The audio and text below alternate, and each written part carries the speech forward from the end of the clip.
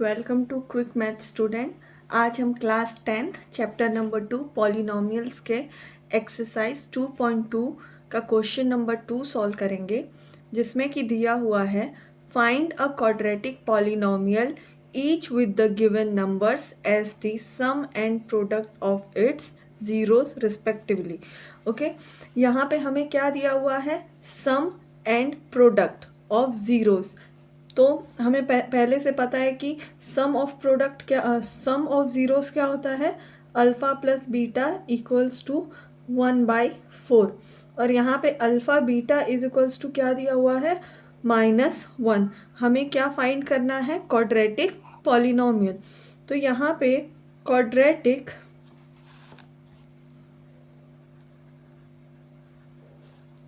Polynomials के लिए एक डायरेक्ट रूल है हमारे पास, जो कि है x² minus alpha plus beta x plus alpha beta.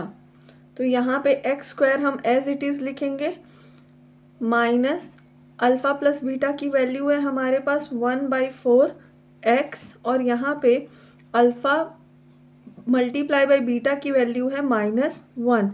तो जिसे हम लिख सकते हैं, ये यहाँ 4 है, अगर हम एलसीएम ले तो क्या आ जाएगा? 4x², यहाँ पे -x प्लस माइनस माइनस, और ये 4 का एलसीएम 4। तो हमारा क्वाड्रेटिक पॉलिनोमियल क्या हो जाएगा? 4x² minus x minus 4।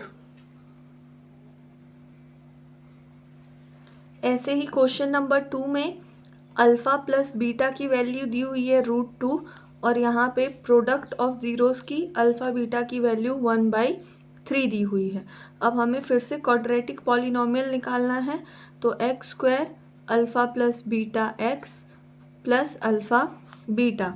तो यहाँ पे x² एज इट इज़ रखेंगे हम, और अल्फा प्लस बीटा की वैल्यू √2x, और यहाँ पे अल्फा बीटा मतलब 1/3। यहाँ फिर से डिनोमिनेटर में एक वैल्यू है जो कि है 3, तो हम इसे 3x² माइनस 3√2x प्लस 1 लिख सकते हैं। और ये जो 3 रहेगा ये इस साइड चला जाएगा, तो जिससे इसकी वैल्यू क्या हो जाएगी? 3x² minus 3√2x plus 1। अब यहाँ पे क्वेश्चन नंबर 3 में हमें दिया हुआ है 0√5, मतलब अल्फ़ा प्लस बीटा की वैल्यू हमें 0 और अल्फ़ा बीटा की वैल्यू √5 दी हुई है। अगर हम इसके लिए क्वाड्रेटिक इक्वेशन फाइंड करते हैं तो हमारी वैल्यू क्या आएगी? x² alpha plus beta x plus alpha beta. तो उस हिसाब से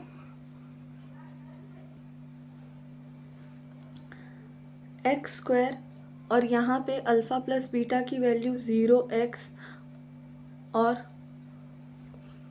प्लस अल्फ़ा बीटा की वैल्यू √5 है। तो यहाँ पे हमारा जो क्वाड्रेटिक पॉलिनोमियल हो जाएगा x² प्लस √5 हो जाएगा। सेम हम क्वेश्चन नंबर 4 के लिए अल्फ़ा प्लस बीटा 1 दिया हुआ है, और अल्फ़ा बीटा भी हमें 1 दिया हुआ है।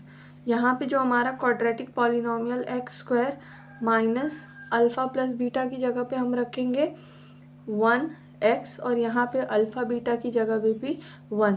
तो हमारा quadratic polynomial x² minus x plus 1 हो जाएगा। अब क्वेश्चन नंबर 5 में देखेंगे कि यहाँ पे quadratic polynomial x² alpha plus beta की वैल्यू हमें दी हुई है -1/4, और यहाँ पे x और अल्फ़ा बीटा की वैल्यू हमें दी हुई है 1/4। तो यहाँ पे 4 डिनोमिनेटर में है, तो फिर हमें एलसीएम लेना पड़ेगा। यहाँ ऑलरेडी 4 है, तो यहाँ हम एलसीएम नहीं लेंगे। तो यहाँ 4x² minus minus plus x plus 1। तो यहाँ क्वाड्रेटिक इक्वेशन हो जाएगा 4x² प्लस x प्लस 1। और लास्ट क्वेश्चन नंबर 6 हमें दिया हुआ है 4 कॉमा 1, जहाँ पे अल्फ़ा प्लस बीटा हमें दी हुई है 4 और alpha beta is equals to 1 है। तो यहाँ क्वाड्रेटिक इक्वेशन हमारा बन जाएगा x square minus alpha plus beta x plus alpha beta, यहाँ पे एक्स स्क्वायर 4x प्लस 1, ये हमारा होगा क्वाड्रेटिक इक्वेशन। तो हमारा क्वेश्चन नंबर 2 कंप्लीट हुआ है। ये जो फर्स्ट क्वेश्चन में राइटिंग पैटर्न है स्टूडेंट्स, ये आपको फॉलो करना है सारे क्वेश्चंस के लिए। Okay, thank you so much.